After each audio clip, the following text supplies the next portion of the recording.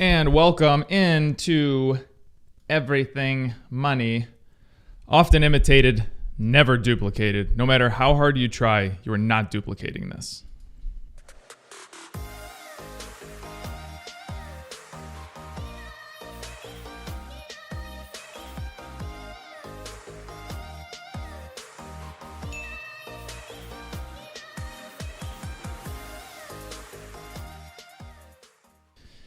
And welcome in. Let's do this, baby. Okay, so where am I on camera? Right here.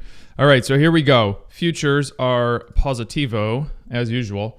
Somebody said yesterday something. What did they say? What's one thing that only gets older and goes up? And I thought it was a perverted joke, but it was the stock market / your age. But let's see what we got going on here with the markets. My favorite story, I'm going to save it for the end because I need more people here, although I can't tell how many people are here today because my iPad's dead. So smash the like button. Let's get into this. I don't even know where I'm going to start. Let's start with Evergrande. What happened to Evergrande? They're gone. It's just completely gone. So what does that tell me? That tells me it's not Lehman Brothers. It doesn't have anything to do with that. Yes, is it bad over there for them? Yes. Is it going to bleed over into the global economy? No. This story went away so damn fast it's not even funny. And I'm seeing a lot of stories run out there that say Evergrande is starting to pay back little bit by little bit. So they were paying it back a couple billion last week. Here's a 10% installment to some wealth management product. I don't really know. I'm going to read through the story, but the China Evergrande group started returning. Remember, guys, do you remember last week? This was it. Like, the world was going to end. This was Lehman Brothers. The debt was insurmountable. And you see how it's always just the story of the week. This week here, it is, it's the debt ceiling. Is the government going to shut down tonight? It's, can they get some kind of budget my ass? Can they get some kind of quote unquote budget passed in the House and the Senate so the president can sign it for the next fiscal year? It's next week. It's going to be something else. It's always just something. It was temporary inflation. You got to have a story that's going to move markets because that's the only way that you can keep people interested. Weeks after people protested about missing payments. Okay, the distressed developer paid the first 10% installment of wealth management products due in September on Thursday. And frankly, I don't want to read any more of the story because it bores me. The news, basically what I wanted to get across was, where did Evergrande go? Why is it not headline news anymore? Literally on Yahoo Finance last week, you could not scroll one little scroll with your finger without seeing a story on Evergrande and how the world was going to die. But whatever. Restaurant owners. If you followed me on Instagram, you know that I used to post a lot about jobs, but then I posted so many pictures that my camera literally broke. So I don't have a camera on my iPhone anymore because it broke from taking pictures of all of those things. So if you want entertainment about my life, at TraderMo_EM. And here's Paul and Seth right after that. So let's go back to the story about restaurants. The majority of restaurant owners and operators say the conditions are worse now than 3 months ago. More than half of restaurants operators surveyed by the National Restaurant Association, the NRA, say that the business conditions are worse now than 3 months ago. So they surveyed 4,000 people between September 7th and September 15th. Restaurants still need help today, and an overwhelming number of them are saddled with costly new obligations, which will only prevent their progress of moving forward. 45% of respondents say that their locations weren't open to full capacity of indoor dining. So I went to Miami over the past weekend. I don't know how many of you have been to Miami or not, but one of my favorite things to do was sit on South Beach, sit on Ocean Avenue at some restaurant, and watch the ridiculous people that walk by. And if you're watching the show and you are one of those ridiculous people, I'm talking to you, in their ridiculous outfits and the awesome cars that drive by. But you can't do that anymore because they have shut down Ocean Avenue for cars and extended all restaurants out onto the street because of indoor dining things. We've been doing this for a long time. When are we getting over this? 64% of adults feel comfortable at a restaurant. I can't. 83% said that at least 10% are understaffed, while 39% or more are missing a fifth of their needed workforce. In response to the issue, restaurants are cutting their hours, slashing menus, reducing seating capacity, which will all impact their revenue. Total food costs as a percentage of sales have also risen 91% from pre-pandemic levels. Examples: Jack in the Box are among restaurants that have announced that to raise prices and get rid of promotions. Outback is already getting rid of promotions. So sad. Just sad. Whatever. It's not going to change anytime soon. All right, let's talk about oil. So I was talking about this with my UK friends. We had at least 5 of us talking in there. So in Europe, I was reading a story and I was seeing pictures and I wanted to see if it was proof.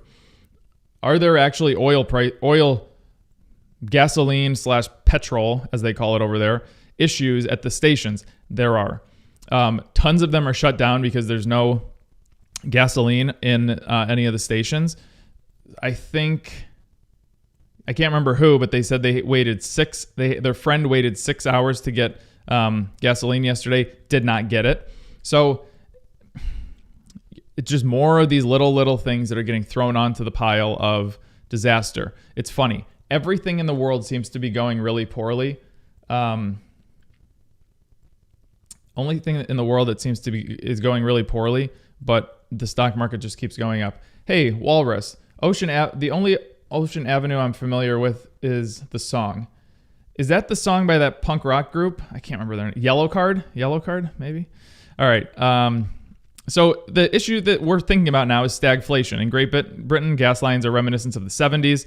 The supply simply isn't there to fill the demand, and the fear becomes the harsh winter that is ahead. And I've said it multiple times on the show.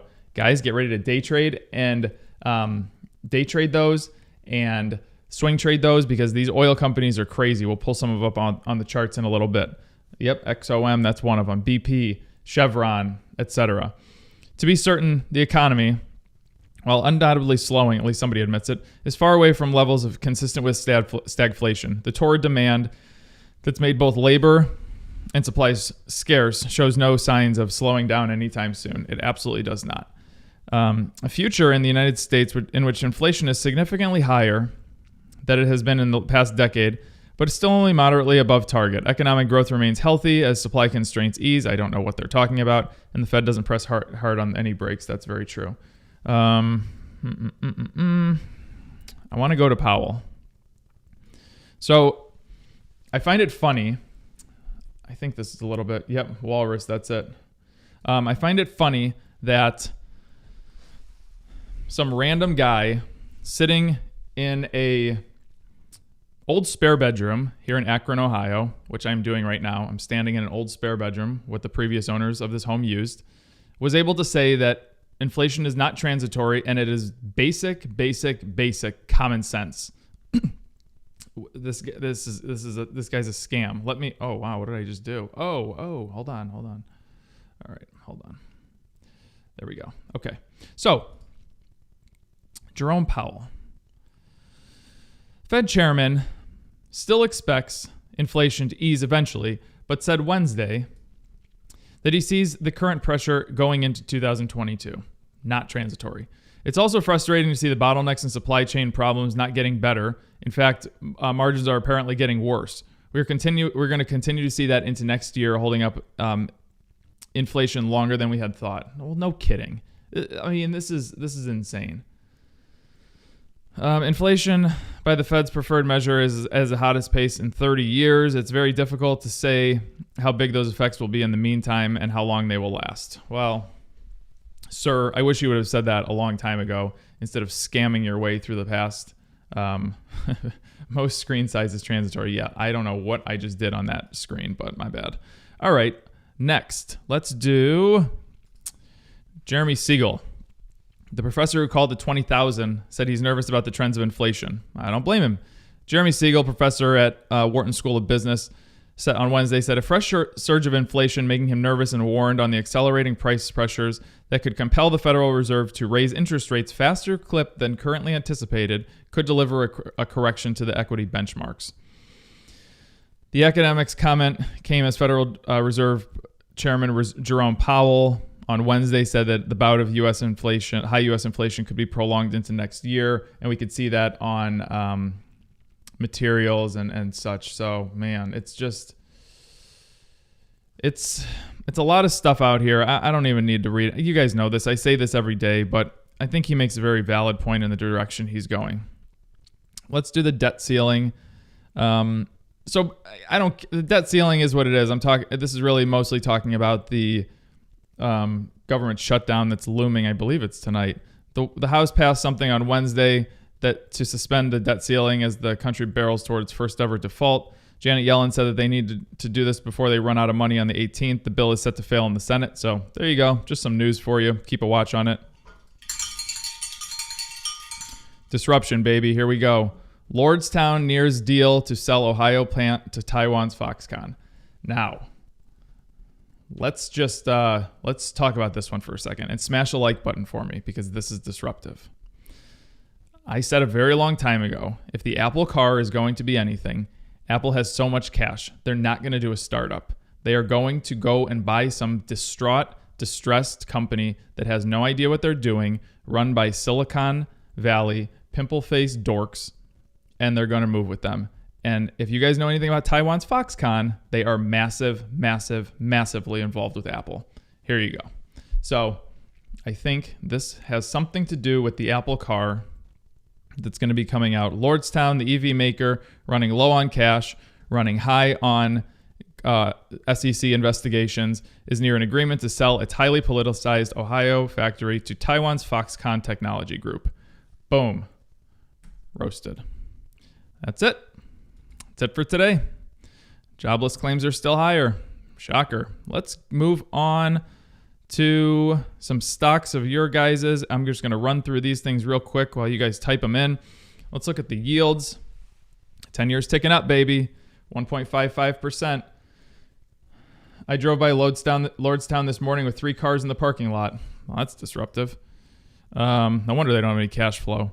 Bed Bath & Beyond reported this morning, or is going to report. They definitely reported this morning. Bed Bath & Beyond is down 30%. Hey, day traders, please go and day trade this thing. You guys are going to make a lot of money on this because I'm sure this thing is either going to drop even further or it's going to rebound back up. So go and make money on this thing for sure. Same thing with CarMax, down almost 9%. That'll be a good one for you. So good luck with that. Next, if you want to join, today's the last day of the month, so this is going to stay the same, $7 a month just to get in our Discord. If you want Discord and software, $27 a month. This is going to $28 tomorrow morning. If you want to join the Bid and Ask Nation with me, you get the Employed Trader Series. You get a group of 900 people that are together talking about trading, options, oil crisis. It's wonderful. I really like it. And I'm going to do a seminar that's going to only be for bid and ask. I think I'm going to do that next Friday. So not this Friday, but next Friday. And it'll be Q&A. I'll teach some stuff. It'll be great. And if you want to join the Paul Super Shorts, which is a tier about 45 to 50 people, somewhere in that range. $500 a month gets you that. And then, of course, with that, you get access to the Bid and Ask Nation software, the rest of the Discord. If you want to do a one-on-one Zoom session with me, $750 will get you that. I've been reaching out to those who have done it previously just to follow up, and the feedback is great. I really enjoy doing them. It's really always a fun conversation. And if you want to do a real estate deal with Paul, $10,000 for 4 hours, and it will get you that. And we will move on to some stocks. Let's see what we got here today. All right, I'm reading from a different. Apple Car won't come for years. HP, I do agree with you.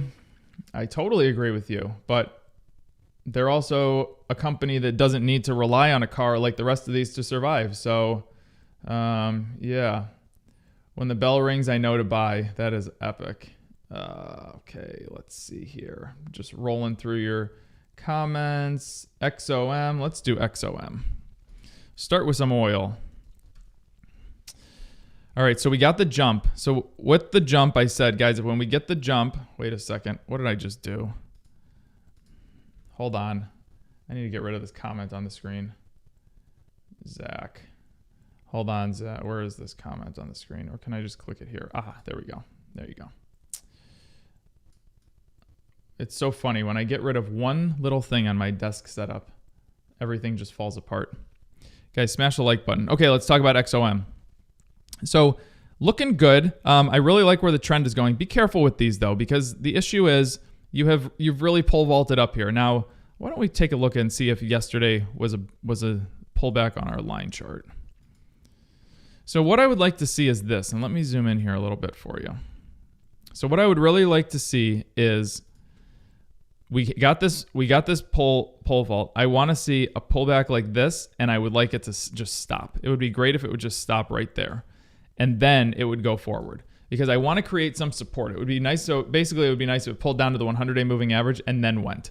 We got to get some kind of pullback. If you just get in this thing and the stock price keeps going up, it's going to come all the way back down here to the 50s, the mid 50s, and it's not going to be good for you. So let's hope that we get a pullback in the next couple of days and move on from there. All right.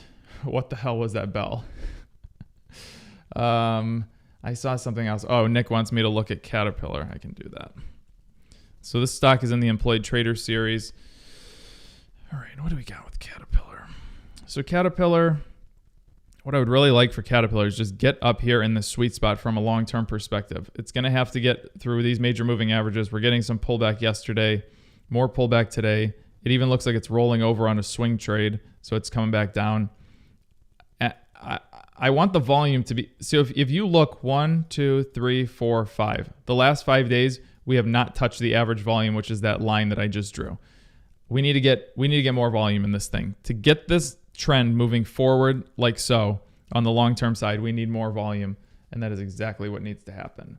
The Apple car battery won't last a day. Oh, Tom, that was a 10 out of 10. Facebook. The Apple car battery has to be the worst thing of all time. I am not going to disagree with that.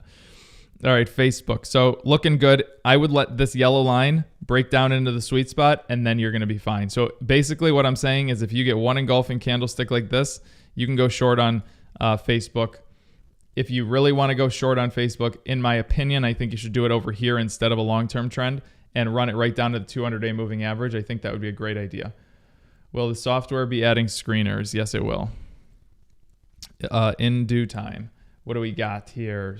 Corsair looks like a buy now. Let's look at Corsair. Thank you very much, Susie. Guys, smash the like button. We have 428 people watching and 112 likes. Come on, man. What was I just about to do? Corsair? CRSR. So Corsair. Who said that? HP. I don't know what you're talking about, man. Look at this. I mean, you have a downtrend for sure. You're spinning down on here, and I don't think you're talking about a short. No, from my perspective, I don't know if you're talking about value or not. I don't see a buy signal from either of these at all. Dollar Tree, DLTR. You got it, Simon. DLTR.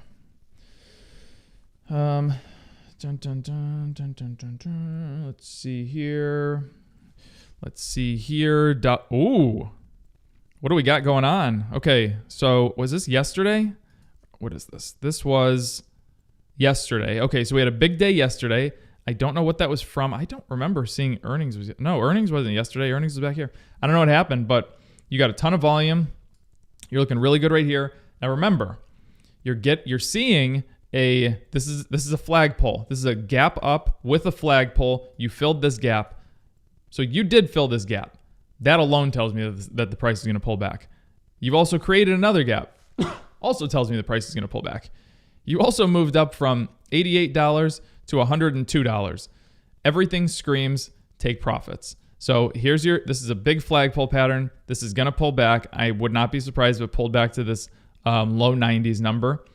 And then you'll probably start moving again up from there. But this thing is going to pull back on you. More likely than not. If you were in it, good job. Congratulations. If not,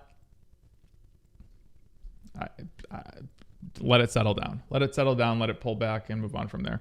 Dropbox. I haven't done Dropbox in a while. I can't believe that company is still in business. Mostly, I can't believe that they haven't been bought, to be honest with you. Is Josh Turner, the country singers, in here right now? If that's the case, that's awesome. I do like his music. All right, so good looking stochastic. I mean, this is great. This is great. If you get one engulfing candlestick today and let it fill out, short this thing. I mean, this is a great looking short. Run it down to the 200-day moving average. This is a very good looking short. Very good looking short. Good find. Whoever found this. Steffi, good job. All right. What else do we have? Logitech. Guys, smash the like button for me. LOGI. Oh, and follow me on Instagram. Where's my Instagram? @TraderMo_EM. Please follow me on Instagram. I post exciting things about my life. People that are following you are probably like, what's exciting about his life? All right, so gap down on Tuesday. This was yesterday. We're going to open the day a little bit lower. You know what? For Logitech, this is a tough one because I struggle with, you are really oversold on your daily stochastic. I really don't like that. You have a gap to fill. If I was you, I'd probably just put a tracker share on it, let it become a dog stock and roll up. That's probably what my advice to you would be. I just don't think that it's worth going to try to do something crazy here. Home Depot. Let's do Home Depot HD. So Home Depot's always, let me zoom out a little bit. I want to get a 6 month here. Why does this default to 2 hours? I don't understand. Whatever. So you're at all-time highs. You were at all-time highs. If I am you in this situation and I'm starting to get this little bit of a pullback, I'm taking my profits. And the reason I'm saying that, I'm not saying you need to exit the position because your trend is still fine. I say take your profits because you've ran into all-time highs. You've had 2 days of pulling back, and I just take a peek over here and I see that a downtrend is coming. There's absolutely a downtrend on your daily stochastic. Now, the reason I say take profits and don't sell is because you do have support levels right here of the 25 and the 50-day moving average. So you could very easily pull back here and bounce right back up. That's why I don't want you to exit your position fully. You have this going for you, and you have these moving averages going for you. So just stick with this one. Take your profits off the table. Enjoy them. Go buy some ice cream and come back a little bit later, and you will be saved. All right. This Bed Bath & Beyond, let's see. I know they've dropped 28% this morning. Where's the reaction? Why am I not seeing anything here? Hold on, let me refresh. BBBY. I just saw that their pre-market down 28%. All right, well, it's not showing up for me right now, so it doesn't matter. I don't need to see it. what I need you to do is this is what you're going to see on the chart. You're going to see all your candlesticks up here, and then you're going to see you're down here. So if you were short on this, which actually this does look like an okay short from both aspects. If you were short on this, take your profits because this thing is more likely than not going to rebound on you. If you were long on this, well, you shouldn't have been in it on earnings. So that's on you. But go, and if you're not in this at all, go and day trade it. I think you're going to do very well, and you will be extremely happy with that. Kroger. Let's see, Kroger. Oh, loving it. From a daily perspective, don't like it over here. Still downtrend, still has a long ways to go. Needs a lot of volume. You can see that over the past 8 days, eight trading sessions, it's not hitting average volume. So this looks really good. Just get one more engulfing candlestick like such, and you will be fine here. I don't think it's going to be because we have the 25 and the 50 converging, I don't think it's going to be very difficult for you to break through that level. So are we going to use PayPal? There's nothing in the plans for us to be using PayPal to charge. We use Square processing, credit card processing. Sam Beer.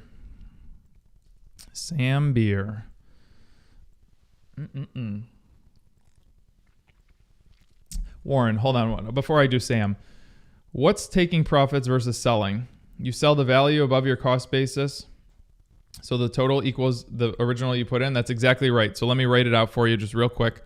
So let's say that you have, I'm going to use example $1,000.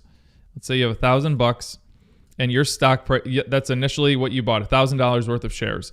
Your stock price goes up 10%. So now you have $1,100 worth of shares. If I tell you to take profits, you're going to sell $100 worth of shares, and you're going to be back to your original cost basis of $1,000. So you basically put $1,000 in your pocket. Now you have some house money to play with, and you still have your initial investment to move up. And of course, if the stock price moves up on you and you see another buy signal, go ahead and add your $100 back on there, and you'll have $1,100, or add more than $100 and you'll have a great buy signal. So the reason I do that is I like I don't like the premise of buy low, sell high. I like the premise of buy high, sell higher. It's a very difficult thing for people to wrap their minds around, but I want the probability of making money to be in my favor, and I'm willing to give out some headache for myself to be patient and be more guaranteed to make money. Not guaranteed, that's the wrong word, but you know what I'm saying. Let's see here. So, Sam, will that gap fill early? You know what, Chris, I have no idea when the gap's going to fill. I just know that the gap is more likely than not going to fill. It could take 2 months. It could take 2 days. It could take a year. I have no idea, but I just do think it's going to fill. Now, this is the epitome of a dog stock. If I was you and you really wanted this, buy a tracker share on here, buy a fractional share, whatever. Eventually, I don't know when, this thing's going to move into the sweet spot and you're going to make some good money on it. But even over here, I mean, it's looking like a pretty good day trade. Absolutely. It's looking like a pretty good day trade. Just bust through, get through that 25-day moving average. I don't think it'll be a big deal. Surprisingly, you're getting pretty good volume on it.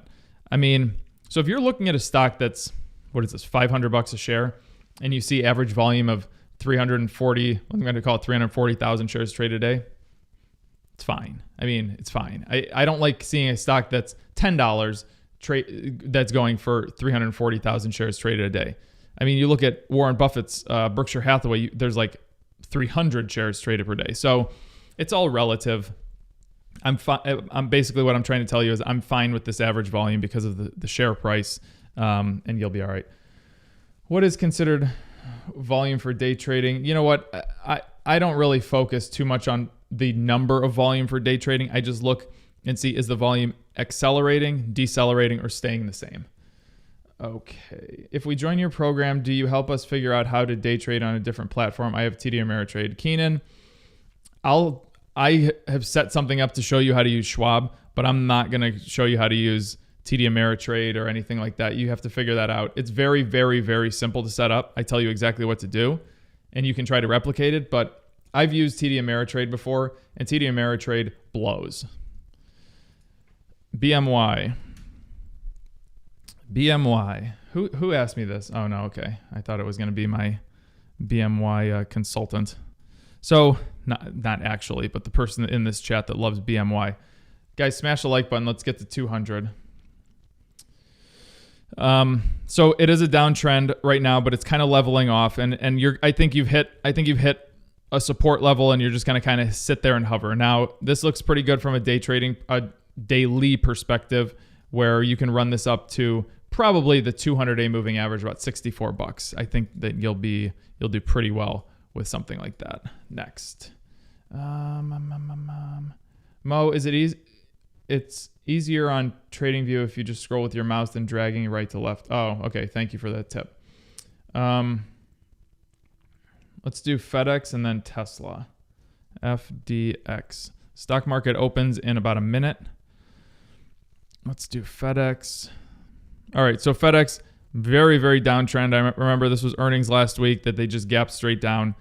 If I'm you and you like this company, tracker share, let it give it some time. Let it get up there. Let volume come in that's buying and get this thing moving. You don't see this very often.